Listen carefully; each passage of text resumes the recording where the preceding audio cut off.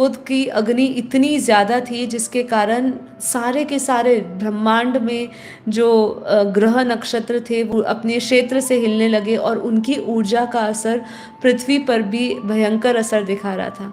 तो उन्होंने देवी से प्रार्थना करी कि माँ पार्वती से प्रार्थना करी कि आप ही इसमें कुछ कर सकते हैं। उन्होंने भी गणेश की पूजा करते हुए उनसे उपाय मांगा।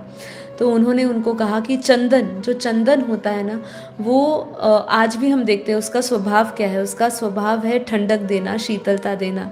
तो उन्होंने कहा कि यदि कोई नरसिंह अवतार के ऊपर चंदन लगा दे तो वो शांत हो जाएंगे। सभी देवता चंदन घिस के चंदन तैयार करने लगे और चंदन जैसे सबने अच्छे मात्रा में तैयार किया और सभी देवता नरसिंह अवतार जी के पास पहुंचने लगे तो उनका जो ऊर्जा क्षेत्र था वो इतना प्रबल था कि कोई भी देवता उन तक पहुंच ही नहीं पा रहा था।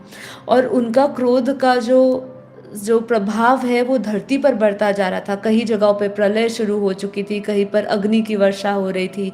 सारे पशु पक्षी जितने भी मानव जाति है सब असंतुलित हो रहा था।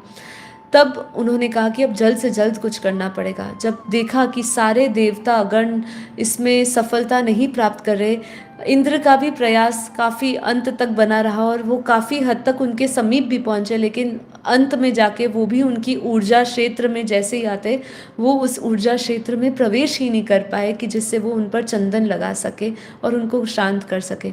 कैसे होंगे, देवताओं में इतनी शक्ति कहाँ है। तो वो तो भगवान विष्णु के सीधा एक उग्र अवतार थे, नरसिंह अवतार जो थे, तो वो कहाँ से उनमें जाते। फिर ब्रह्मा जी ने आग्रह किया देवी जी से कि आप ही कुछ कर सकते हैं। तो माँ पार्वती ने उस समय अपना एक दिव्य स्वरूप लिया। उसी स्वरूप का नाम कहा गया है प्रत्यंगिरा। प्रत्यंगिरा स्वरूप उन्होंने धारण किया, जो आधा आदमी और आधा शेर सिंह का स्वरूप में था। और ये भी उनका, जैसे कि हम जानते हैं शिव शक्ति हमेशा साथ होती है, तो अपने जो उनका जो शिव का स्वरूप शरभ स्वरूप था उन्हीं का साथ देती हुई शक्ति अपने ये प्रत्यंगिरा अवतार में वो धारण करती है। और वो जब ये रूप धारण करते हैं अपने ही उस अलौकिक स्वरूप से वो चंदन का जो प्रवाह है, चंदन कलश पूरा का पूरा नरसिंह अवतार जी पे डालते हैं।